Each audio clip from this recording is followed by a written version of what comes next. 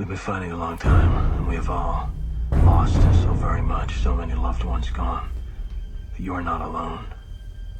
There are pockets of resistance all around the planet. We are at the brink. You have no idea how important you are. If you're listening to this, you are the resistance. Ave Maria Stella, Dei Mater Alma, atque semper Virgo, Felix te porta. Welcome everybody, Steve with Sons Fidelity coming at you with Fawaz, Yasi of the Holy 40 Project.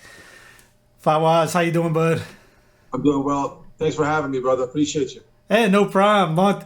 We still ain't met yet. We got to hook up and have a couple drinks or something like this. So you're getting closer to my neck of the woods, or what was That's it? right. California, I was in Colorado. Then I bailed out. We just keep going. I'll be in Italy by the time you get to the East Coast. Yeah, I might be in Poland. I don't know. We'll see. So you're starting a new YouTube channel, I hear. Yeah. Can you explain what the reasoning why you're doing it? What your schedule like? You're doing some joking, kind of funny, humorous ways, and virtuous. What you got going? Yeah. As far as the YouTube goes, I'm trying to cover a lot of the ground. So on Mondays we post what's called the Divine Comedy Series, just something funny regarding the faith. On Tuesdays we'll do what's called the Greater Good Series. They're kind of skits. Some of them are funny, some of them are more serious. It's about choosing the greater good according to the moral principle and not going off of our lower faculties. And then on Fridays, we have a sit down about the virtue of the week that we talk about, which the Greater Good series is more of a preview, I guess, for the Friday sit down, which is going to be about 7 to 9 minutes long. And the Greater Good series are about 2 minutes long. So just a small sketch, just a short sketch. So we do about 3 videos a week. How many are you thinking about putting up there for these? What do you mean? I'm sorry? How many videos are you thinking of going for the virtues? Oh, I mean, so I'm trying to do all 64. I'm trying to go through all 6, so about 64 weeks. Each week I'm going to take a virtue, and of course daughters of virtues and things like that, and just try to get them to help folks understand, proper virtue. And I think people learn better when there's certain examples and how to properly apply the virtue according to the situation, what principle it may be. And that's what I'm trying to do with the Greater Good series, and then kind of have a sit-down breakdown later on that Friday of that week about just go more in depth about the virtue and the vice too. Yeah. So was this part of your original idea for Holy 40, or was this something that just came up last few weeks? No, so the original idea was we had set up a 40-day challenge, and this was back in summer of 2018 when the whole scandal broke out. We realized, I think more than ever, that holiness was the answer to all of the church's problems, which has always been the answer to every issue. This is why no matter what century it's been, when there's been a crisis of the church, God has raised up some saints that have taken on the crisis of whatever the church was going through. So we just wanted to do our part, just putting out there and said, listen, the tradition of the church is the sanctification process has always been the same from the very beginning, and it hasn't changed just because it's the 21st century. So we put a 40-day challenge, not so much to eradicate vice, because you ain't doing it in 40 days unless you have infused grace, which is very rare to do. But it was more of 40 days of trying to find your predominant fault, starting there. Well, what is a predominant vice that you have that you've been attached to? And then once we figure that out, then we can kind of go towards building the opposite virtue. And as you know, once you build the capital virtue, the daughters of virtue start to fall in the line, or the daughters of vice to start to. Once you eradicate the capital vice, the daughters of vice will start to fall in line too. So that's what we were looking to do. And so we put that out there. It's still out there. And I still send it to folks if they want to embark on that challenge. But I found it that folks were looking for something a little bit more explanatory, something that they could kind of sink their teeth into. And so I was thinking about a book, and I'm thinking to myself, well, I'm not the book type. I'm more. I try to get creative in my approach, and I did youth ministry for about 10 years. And back in Southern California, I worked for a very, I guess you could call it modernist priest, a local parish.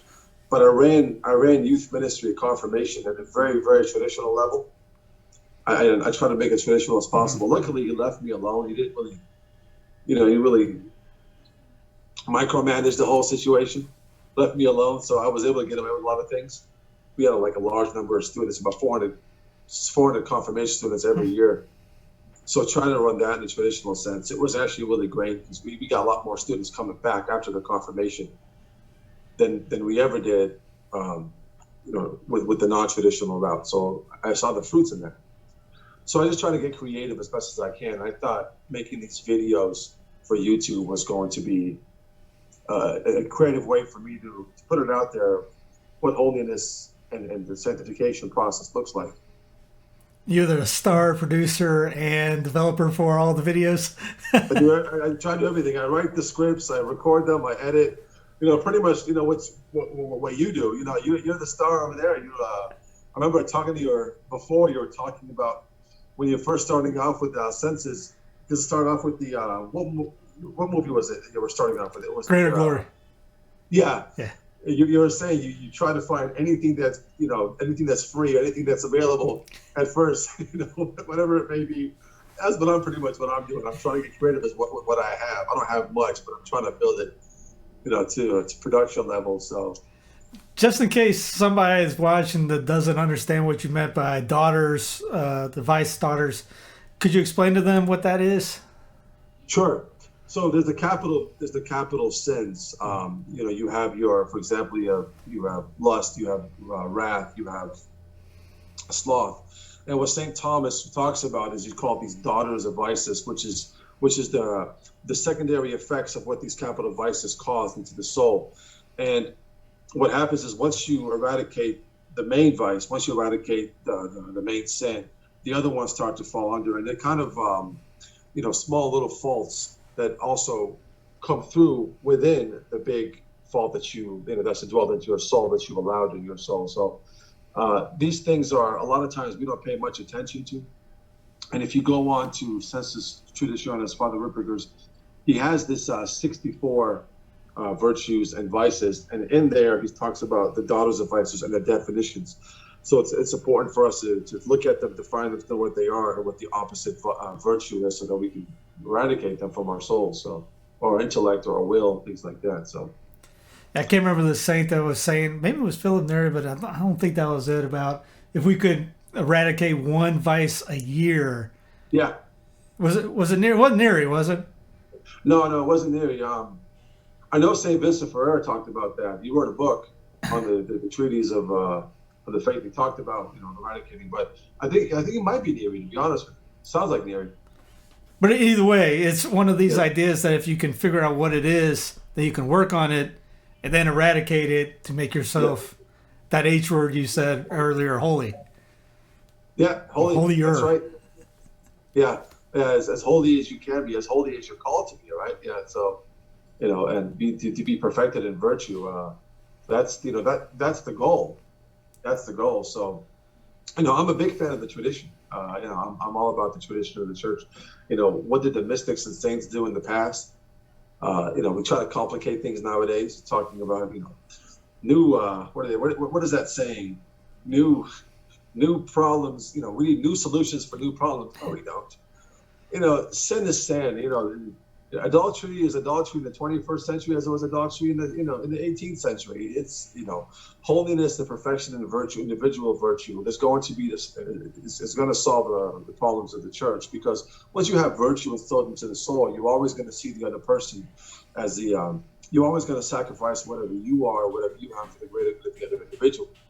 And that's what I think we need to get to. We need to, it's become to a point where I talk about this a lot in the videos that we do, breaking down the fall and what it did to the intellect, the will, and the the lower faculties, how it's disordered, and how we rely so much on the attachments and pleasure can get us to a point where we rely so much on the lower faculties because it pleases us, because it's it's self-serving, to where according to and I've always said if you look at the moral principles and conform your life to them, regardless of how you feel, you're doing the right work. You do what you're supposed to do, regardless of what your emotions are telling you to do, which is contrary to what the principles are. What got you to start doing this? Not just Holy 40 in general, but teaching on the virtues. Was it something that you saw a help on yourself and you just wanted to get it out to others, or? So it's twofold. It's a great question. First, it was for myself. I'm what's called a recovering modernist. So is there AA meetings for that? I was telling my friend that would be a great name for a podcast if somebody wanted to take that up. A recovering modernist. So what happened was, I didn't know a lot of the stuff growing up. And I grew up. I'm actually a Syriac Catholic, so I'm baptized, confirmed in the Syriac rite. I did the same thing to my boys. I have 3 boys. I baptized them, confirmed them in the Syriac rite. The reason is because I'm a big fan of having confirmation at the same day as baptism. Why not just give them the grace right there? If I could do First Communion, I would, but my tradition doesn't do that. It's more Byzantine. So growing up, I didn't have this knowledge, and even when I got married, it wasn't really there, which was a huge problem for me, because if I knew a lot of this stuff before I got married, I would have worked on myself to build as much virtue as possible to make things easier for my spouse to help lead them to the beatific vision, which is the whole point. So what happened was, it was Father Isaac. Actually, it was you who put up a video of Father Isaac. This was 2013 or 2014, I believe. So I put up a video.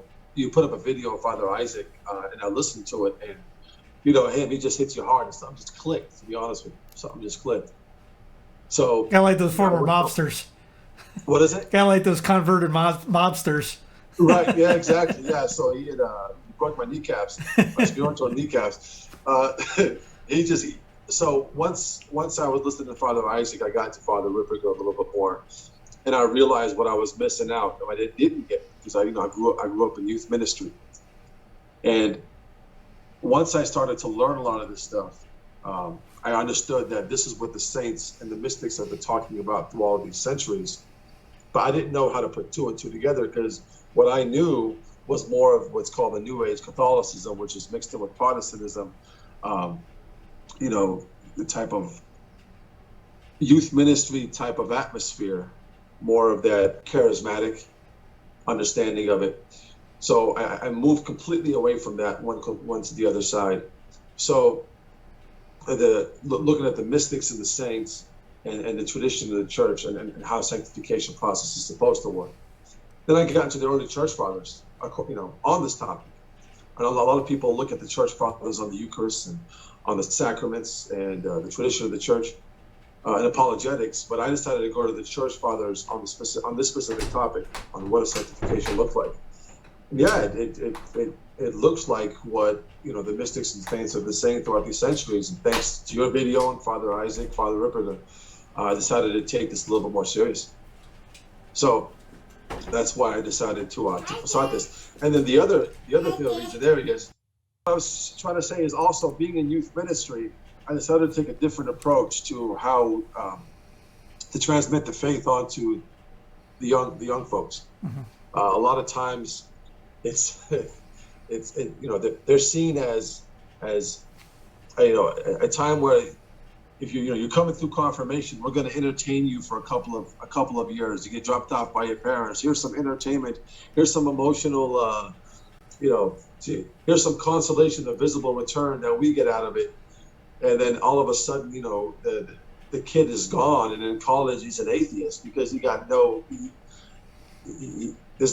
he found the same consolation in an emotional aspect of it in college as he did in confirmation. So yeah. I decided to take more of a traditional approach to it and talk about vices and virtues and how to eradicate these things. Which where we had the boys retreat, we'd always used to call them WOE, W-O-E, will over emotion. Mm-hmm. So that's what we pretty much was focused on is like, listen, I don't really care if you feel like it, if it's a mortal sin, and don't do it. You know, Give them the real F word feeling. exactly, exactly.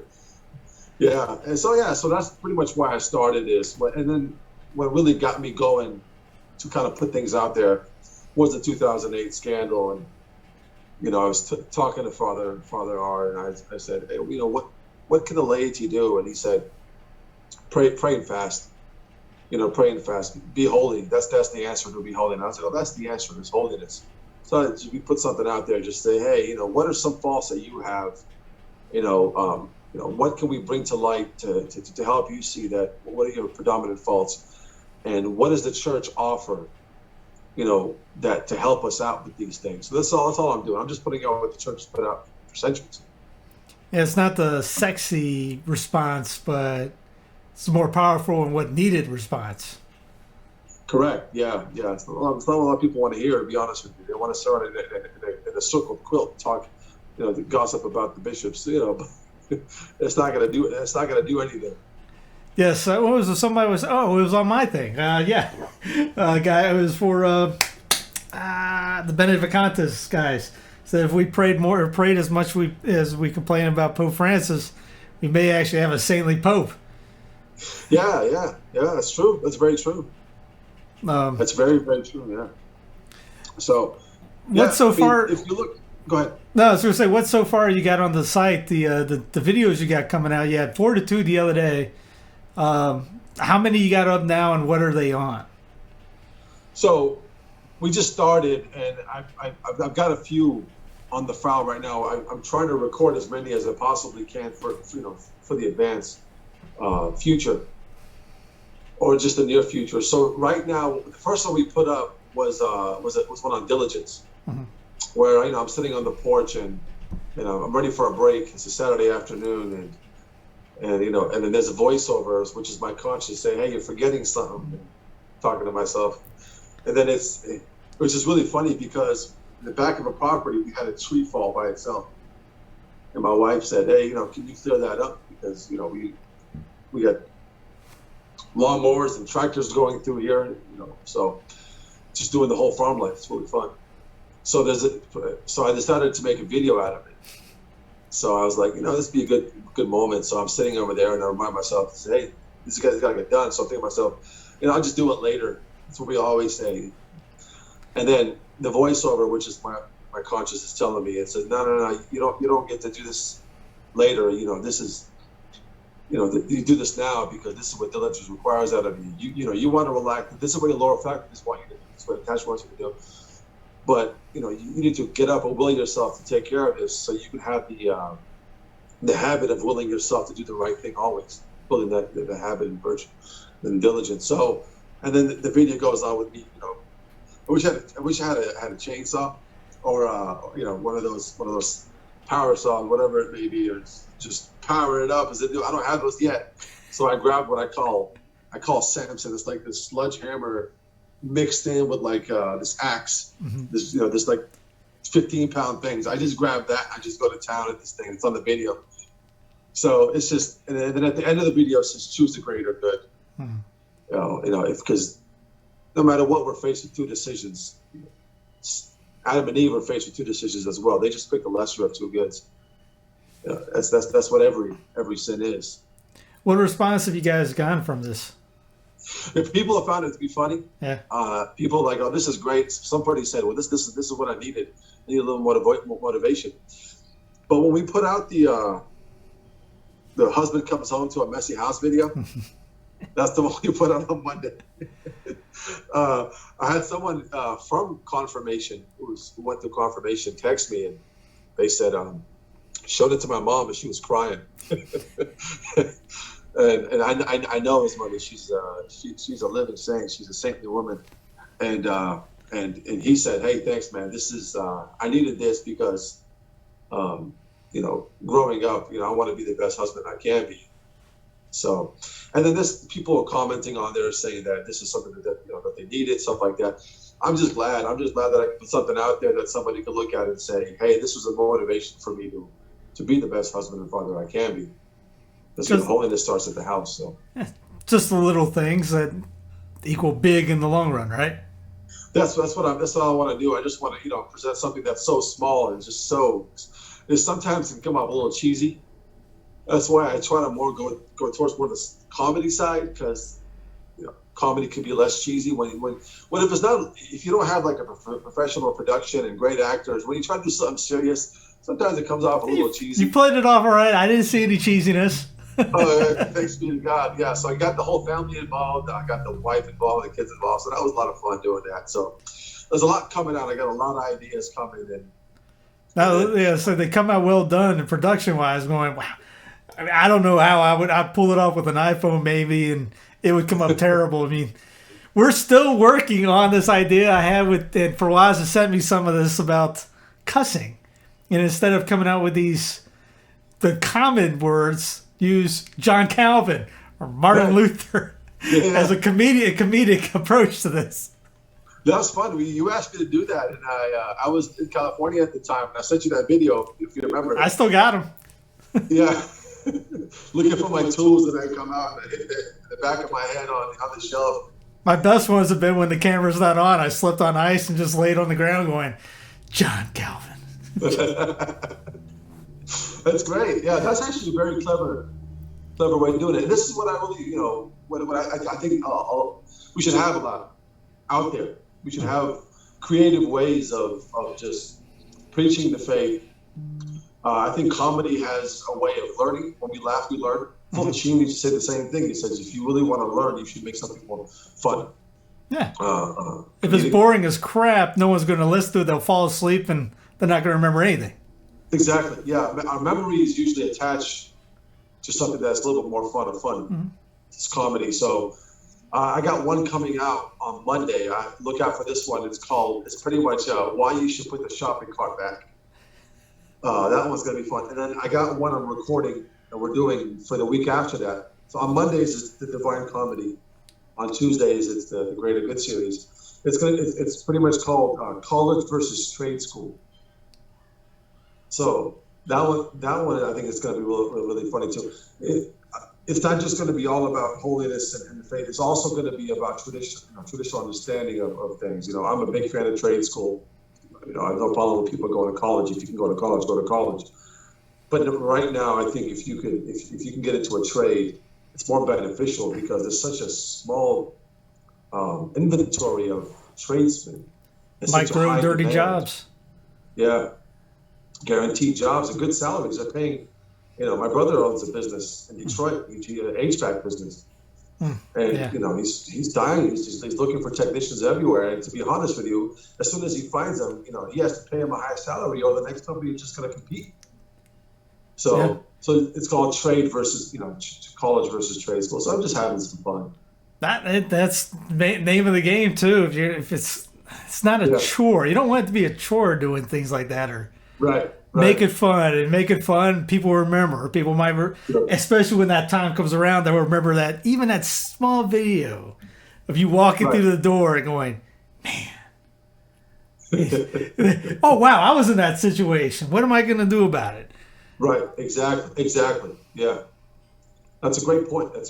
Yeah. You come in and you're just, if you're attached to impulsive reactions, if you let your lower faculties get the best of you, that's going to be the decision that you're going to make, because it's going to be about you, but it's not about you. It's not about me. It's not about any of us. It's about, willing ourselves for the greater good of the other person. I do admit when I first saw the Dirty House video, I'm looking at your jacket stand going, man, where did you get that at? Which one? The jacket stand, where do you put your jackets at, the little hooks? Yeah. I'm going, man, that's pretty cool. Where did you get that at? Did you guys make that or find that? No, actually, I got that from Hobby Lobby. But what it is, it's like a picture frame, coat hanger. Yeah. So what I did is I decided to put. So we do the mysteries of the Rosary. So depending on the season, we'll put up the photos. So I think right there I got the Glorious Mysteries over there. So I used to remember the English language, and I couldn't remember a coat hanger to save my life right there. But that's another thing, to make sure you have good images around, yeah, so that something happens, eyes might be looking at Our Lady, and it's going to be hard to yell or say something that you don't want to say when you're staring her in the eyes. yeah, no, that's true, and that's it goes the same with relationship is six and that commandment. Those who are attached to those type of sins is to have an image of Our Lady on your phone or on your computer for those specific reasons. But yeah, it's the same thing with cursing as well. Yeah. What's the website? Where can people find you guys at? And I'll link the channel underneath in the show notes, and at the end, in the end credits, you'll see a little box come up with Holy 40 Project, etc. But thank you. So the website's still in progress right now. So it's holy40project.com. It's still I'm still working on it. But Instagram, I'm very active on there. So it's at Holy 40 Project. Follow us there. But more specifically, I'm trying to get as many people onto the YouTube page as possible. So, YouTube, Holy 40 Project, if you can search that, subscribe, do everything. I don't know. Click the bell, make sure you got all that, yeah. Click, like, subscribe, share. Comment, like, subscribe, share, hit the notification, but I don't know. It took me about 7 years to start telling people to do that. Is that right? I hated hearing people say it, and then same here. I still don't say it. I have other people like on the news show. Mike will say it. I've said it maybe twice. Sure. Maybe click the bell because I'm getting shadow banned. Make sure you get the announcements, things like that. Yeah. And I'm doing other work with I'm doing some work with Reason and Theology as well. The other guys over there. So yeah, check them out too. Check out Reason and Theology. And your brother's over there, right? My brother's over there. He's one of the contributors over there. His expertise is the Eastern Fathers on Mariology. Yeah, that's his big thing. So, my big thing is sanctification and the holy process of virtue. So, I thought you were going to say my big thing is getting to heaven. Yeah, there you go. Right? Yeah, that's the whole goal, right? The beatific vision. Yeah, that's pretty much all I want to do is just get there. Sooner or later, it doesn't matter. The way it's going, sooner probably be better. That's a topic for another conversation. What is that? One point, what traditional priest one time said, he said, "Listen, for a holy soul, the only thing that they look forward to is death." And here we are. Everyone's trying to avoid the sniffles.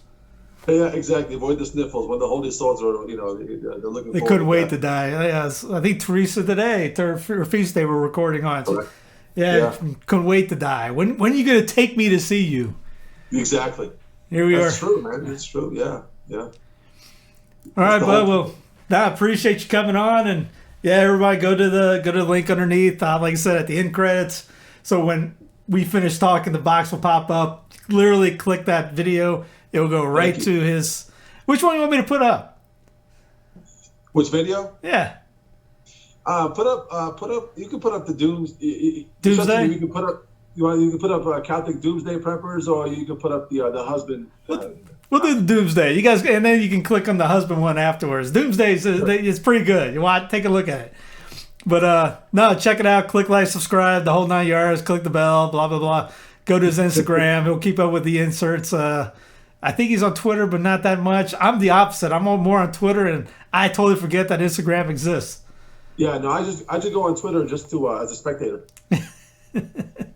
Sometimes that's better. Yeah. More holiness, not being on it. All right, Bubba. Have a great one, and thanks for coming on. And we'll talk to you later. God bless you, bud. Take care. Thank you.